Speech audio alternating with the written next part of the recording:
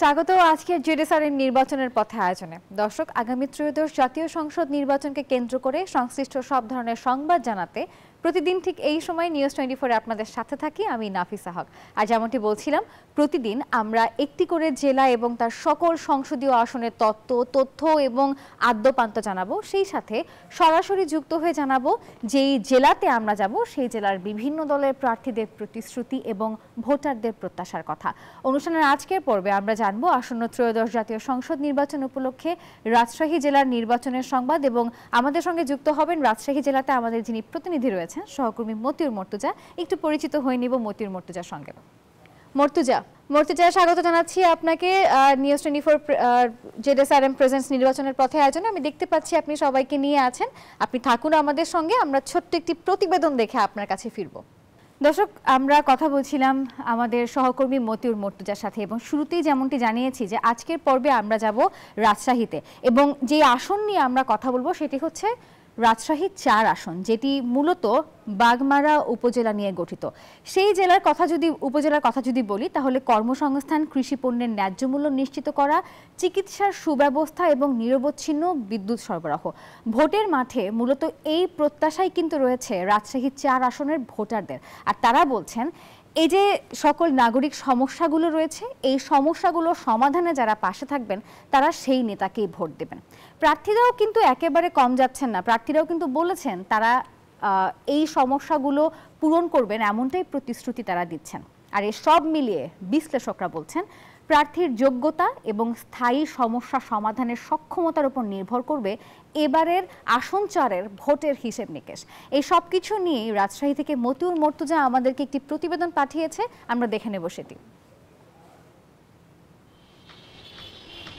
রাজশাহী জেলার বাগমারা উপজেলা নিয়ে গঠিত রাজশাহী 4 আসন। এই আসনে ভোটের মাঠ চষে বেড়াচ্ছেন বিএনপি ও জামায়াতের প্রার্থীরা। বিএনপি থেকে মনোনয়ন পেয়েছেন ডিএম জিয়াউর রহমান জিয়া, জামায়াতের প্রার্থী ডাক্তার আব্দুল বারী সরদার।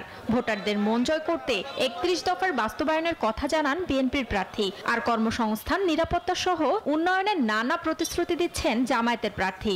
মানুষের চাওয়া পাওয়া কি সেটা আমার জানা আছে। যদি আল্লাহ রাব্বুল আলামিনের রহমতে আমি নির্বাচিত হই, আমরা প্রথমে শিক্ষায় জাতির মেরুদণ্ড, যে শিক্ষাকে একেবারে ধ্বংসের দ্বারপ্রান্তে নিয়ে গিয়েছে আমাদের ফ্যাসিস্ট সরকার, সে শিক্ষাকে সংস্কার করার চেষ্টা করব। জলাবদ্ধতা একটা বড় সমস্যা এখানে। দিঘি বা বিভিন্ন খাল খনন করে ভরাট করার কারণে জলাবদ্ধতা সৃষ্টি হয়েছে। আমরা ড্রেনেজ সিস্টেমের মাধ্যমে এই জলগুলো নিষ্কাশনের প্রয়োজনীয় ব্যবস্থা গ্রহণ করব। এই আসনে মোট ভোটার 3,16,751 জন। এর মধ্যে পুরুষ ভোটার 1,58,859 জন এবং নারী ভোটার 1,57,888 জন। ভোটাররা বলছেন তাদের সমস্যা সমাধানে এবং বিপদে আপদে যিনি পাশে থাকবেন তাকেই নির্বাচিত করবেন। বাগমারা শান্তির জনপদ হিসেবে গড়ে উঠবে, শিক্ষার দিকে অবশ্যই দৃষ্টি রাখবে, রাস্তাঘাটের উন্নয়ন করবে, সব মিলে খুব ভালোভাবে যাতে বাগমারা চালাতে পারে সেরকম একজন প্রার্থীকে আমরা চাই। বাগমারাতে যে দুস্থ মহিলারা আছে বা বেকার মহিলারা আছে তাদের যেন কর্মসংস্থান দেয়। আমরা চাচ্ছি যে একটা ভালো প্রার্থী আসলে এখানে সে যেন উন্নয়নটা ভালোভাবে করে। প্রার্থী চাই দুর্নীতিমুক্ত একজন প্রার্থী, শিক্ষা ব্যবস্থার উন্নয়ন করবে, স্বাস্থ্য ব্যবস্থার উন্নয়ন করবে, পাশাপাশি যোগাযোগ ব্যবস্থার উন্নয়ন করবে, এমন প্রার্থী চাই। বিশ্লেষকরা বলছেন প্রার্থীর ব্যক্তিগত যোগ্যতার উপরে ভোটের হিসাব নিকাশ অনেকাংশে নির্ভর করবে। রাজনৈতিক দলগুলোকে এই কমিটমেন্ট দিতে হবে যে তাদের বাক স্বাধীনতা থাকবে, তাদের মতামত প্রকাশের স্বাধীনতা, তাদের চলাফেরার স্বাধীনতা থাকবে, তারা নির্বিঘ্নে চলতে পারবে, তারা খাইতে পারবে, বাঁচতে পারবে। এই অঙ্গীকারগুলো করবে, তাদেরকেই মূলত জনগণ ভোট দেবে। নির্বাচনে যে প্রার্থী জয়লাভ করুক স্থানীয় মানুষের ভাগ্য পরিবর্তনে অবদান রাখবে, এমনটাই প্রত্যাশা নাগরিক সমাজের প্রতিনিধিদের। শান্তা ইসলাম, ডেস্ক রিপোর্ট, নিউজ 24।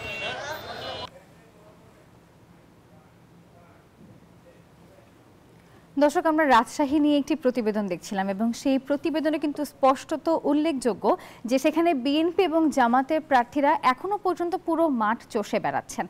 আমরা যদি একটু আগের কথা চিন্তা করি, 2008 থেকে 2024-এর শেষ নির্বাচন পর্যন্ত সেখানে কিন্তু আওয়ামী লীগেরই জয় জয়কার ছিল। আওয়ামী লীগের পতনের পর এখন সেখানে বিএনপি এবং জামাত, তাদের জন্য কিন্তু ভোটের মাঠ বলতে গেলে একটা উন্মুক্ত প্ল্যাটফর্ম, যেখানে দেখার বিষয় এই যে ভোটাররা যা বলছেন সেখানে আসলে কতটা প্রার্থীরা সেই বিষয়টাকে গ্রহণযোগ্যতা দিচ্ছেন, তারা কাজ করবেন বলে প্রতিশ্রুতি দিয়েছেন, এবং শুধু তাই না, তারা কোন কোন বিষয়গুলোকে বিবেচনায় রেখেছে। প্রতি পর্বেই আমরা চেষ্টা করি বিভিন্ন প্রার্থীদেরকে আনার, এবং সেই প্রার্থীরা কিন্তু জানান যে কিভাবে কি করলে ওই জেলা সম্পর্কে আরও বিস্তারিত ভাবে কাজ করা যায়। তো আমরা আজ যেহেতু 4 নম্বর আসন নিয়ে কাজ করছিলাম, তো আমরা সেই আসনের আরও কিছু বিস্তারিত তথ্য এবারে দেখে নেব। নির্বাচনের পথে আজকের আয়োজনে আমরা শুরুতেই যেমনটি বলেছি যে 4 আসন রাজশাহী, যেটি বাগমারা উপজেলা নিয়ে গঠিত, সেখানে সেই সম্পর্কিত কথা আজকে বলবো। মোট ভোটার সংখ্যা সেখানে রয়েছে 3,16,751 জন, এবং যদি একটু পুরুষ ভোটারদের দিকে দেখি তাহলে 1,58,859 জন, নারী ভোটার রয়েছে 1,57,888 জন। তো নিঃসন্দেহে বলাই যায় যে যেমন পুরুষ ভোটাররা সেখানে রয়েছেন, তেমন হাড্ডাহাড্ডি লড়াই হবে নারী ভোটার, অর্থাৎ নারী পুরুষ এখানে কিন্তু আলাদা করার কোনো বিষয় নেই। কারণ পুরুষ ভোটের সাধারণত সব ভোটই খুব গুরুত্বপূর্ণ থাকে, কিন্তু নারী ভোট কিন্তু এবারে একটা বড় ফ্যাক্টর হতে চলেছে এই 4 আসনের জন্য।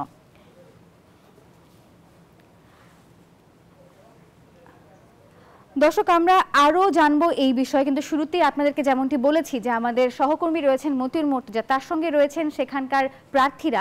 আমরা এবারে প্রার্থীদের সঙ্গে সরাসরি যুক্ত হব এবং জানবো সেই প্রার্থীরা বাগমারা উপজেলার উন্নয়নে কি কি পদক্ষেপ রাখতে চান।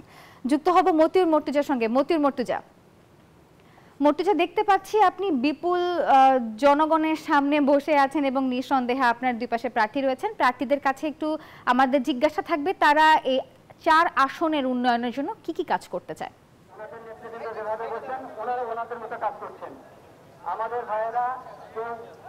নাফিসা, আমরা রাজশাহী 4 আসনে আছি, এটি বাগমারা উপজেলা নিয়ে গঠিত। আমাদের সাথে প্রার্থীরা রয়েছেন, ভোটাররা রয়েছেন, আমরা তাদের সঙ্গে কথা বলেছি। ভোটাররা তাদের প্রত্যাশার কথা জানিয়েছেন। আমাদের সাথে আছে জামাত ইসলামী মনোনীত রাজশাহী 4 আসনের প্রার্থী ডাক্তার আব্দুল বারী সর্দার। আমরা একটু তার কাছ থেকে শুনে নিতে চাই যে আসলে কি কি প্রতিশ্রুতি দিচ্ছেন, ভোটারদের তো প্রত্যাশা অনেক। বিসমিল্লাহির রহমানির রহিম।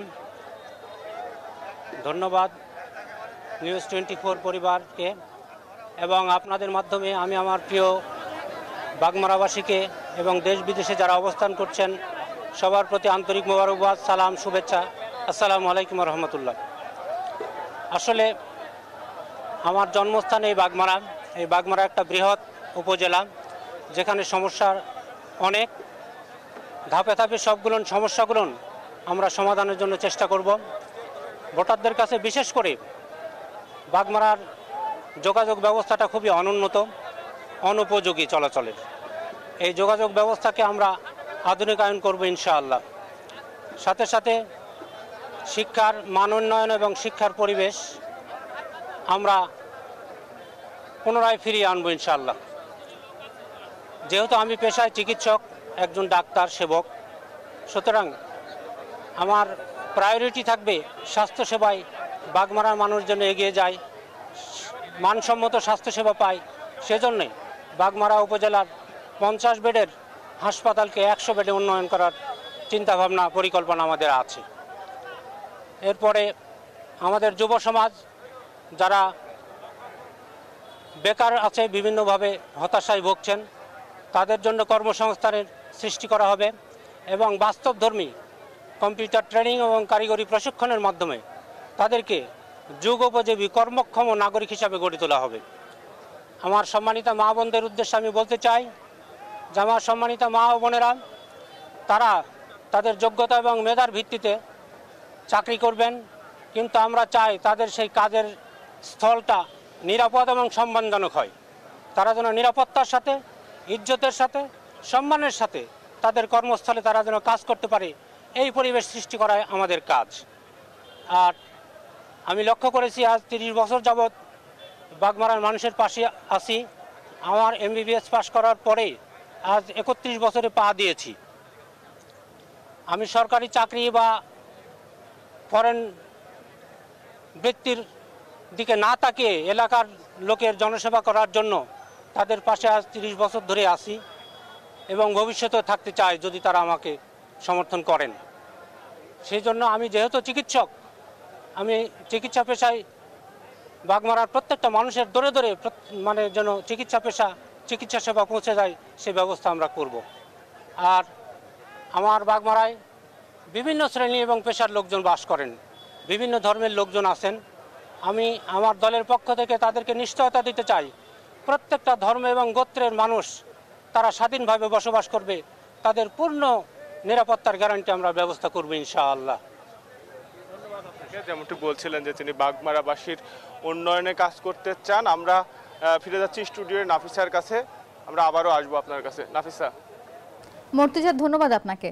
দর্শক, সহকর্মী মতিউর মর্তুজার সঙ্গে ছিলেন জামাতের একজন সম্ভাব্য প্রার্থী এবং তিনি স্পষ্টত বলেছেন কর্মসংস্থান, স্বাস্থ্যসেবা, নারীদের নিরাপত্তায় জনমানব যে জনজীবনের যে নিরাপত্তা সেগুলো নিয়ে তিনি কাজ করবেন। আমরা আরও তথ্য জানবো, আরও খবর জানবো, তবে এ পর্যায়ে আপনারা দেখছেন জেরুজালেম নির্বাচনের পথে। নিচ্ছি ছোট্ট একটি বিরতি, কোথাও যাবেন না, বিরতির পরে ফিরছি।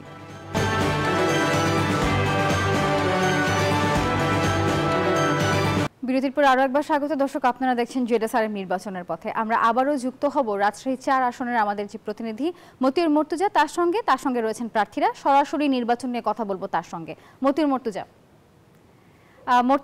4 আসনের নির্বাচনের প্রচারণা আপনি কেমন দেখছেন এবং প্রার্থীরা নির্বাচন নিয়ে সবশেষ কি বলছেন, বিস্তারিত জানাবেন। নাফিসা, প্রচারণা আনুষ্ঠানিকভাবে শুরু না হলেও কিন্তু নির্বাচনের যে উত্তাপ, সেই উত্তাপ কিন্তু বাগমারার চায়ের দোকানে, রাস্তাঘাটে, পথে, মাঠে ঘাটে সবখানেই আমরা দেখেছি। গত কয়েকদিন থেকে এই আসনের মানুষজন নির্বাচনের জন্য অধীর আগ্রহে অপেক্ষা করছেন। বিশেষ করে আমরা নারী প্রার্থীদের সঙ্গে কথা বলেছি, তারা বলছেন যে তাদের কর্মসংস্থানের সমস্যা, কুটির শিল্প হলে তাদের জন্য ভালো হয় এবং কাজ করার যে সুযোগ, সেই সুযোগের কথা তারা বলছেন। সেই সাথে সামাজিক পারিবারিক নিরাপত্তার কথা বলছেন। আমাদের সাথে আছেন জামাত ইসলাম মনোনীত প্রার্থী ডাক্তার আব্দুল বারী সর্দার। আমরা একটু আবারও তার কাছে যাব যে নারীদের কি প্রতিশ্রুতি দিচ্ছেন আপনারা। ধন্যবাদ। আমার সম্মানিত মা বোনদের জন্য যুগোপযোগী কারিগরি প্রশিক্ষণ দিয়ে তাদেরকে উদ্যোক্তা হিসাবে আমরা গড়ে তুলতে চাই। তারা যেন স্বনির্ভর হয়, কারিগরি প্রশিক্ষণের মাধ্যমে তাদেরকে আমরা উদ্যোক্তা হিসাবে বাগমারায় গঠন করতে চাই।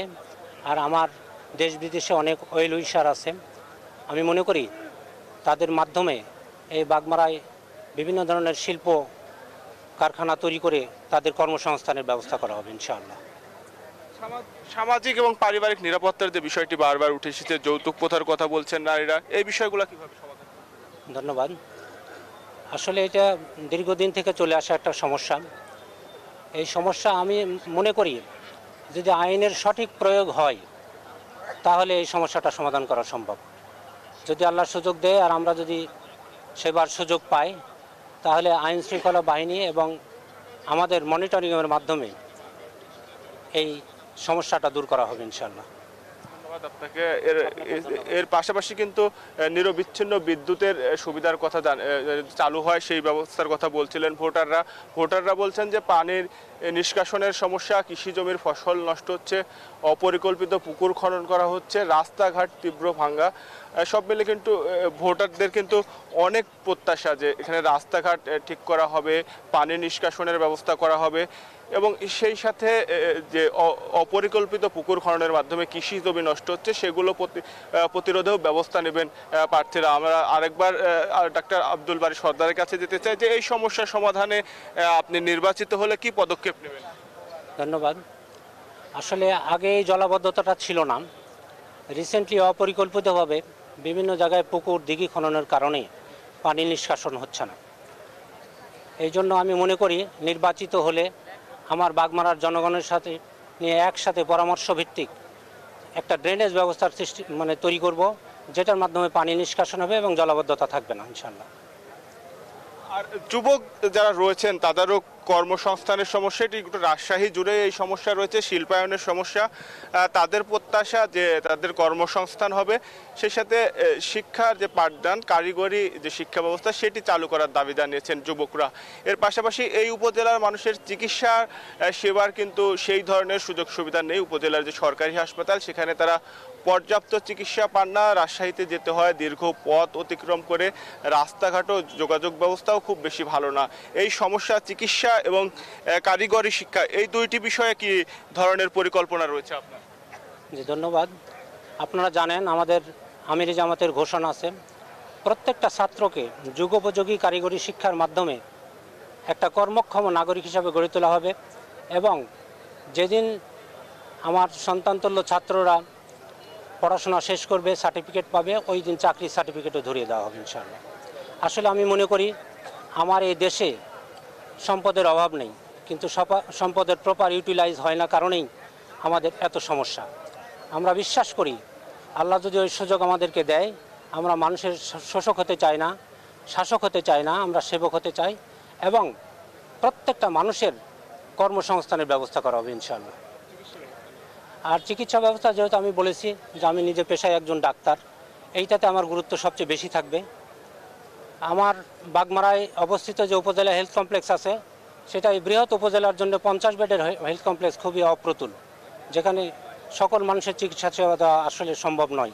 তাই এই অবকাঠামোগুলো আধুনিকায়ন করে সিট সংখ্যা বাড়িয়ে কমপক্ষে 100 সিটে উন্নয়ন করে আরও জনকাঠামো বৃদ্ধি করে বাগমারা আপামর জনসাধারণের স্বাস্থ্যসেবা নিশ্চিত করার ব্যবস্থা করবে ইনশাআল্লাহ।